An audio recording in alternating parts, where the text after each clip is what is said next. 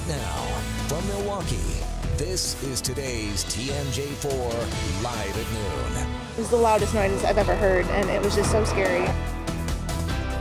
Now at noon, a home nearly burned to the ground after an apparent explosion.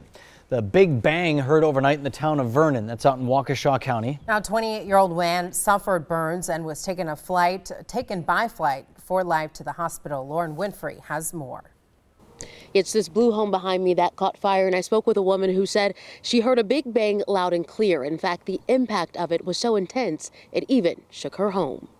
It's a busy day in the town of Vernon. There was lights flashing in the windows, every window. Fire crews and law enforcement officials working the scene of an early morning house fire near Guthrie and Badger, just steps away from Terry Willman's front door. Ooh, it's crazy up there. I got pictures of it, but yeah, it's down to the ground.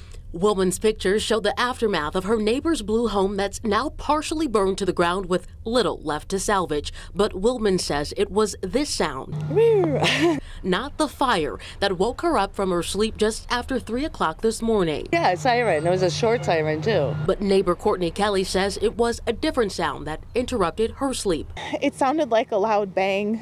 A bang so loud, Courtney says it shook her home. It was the loudest noise I've ever heard, and it was just so scary. And left debris and mementos from the blue house scattered across her yard. This is absolutely terrifying, but I just want everyone to be okay. You know, that's all I can hope for.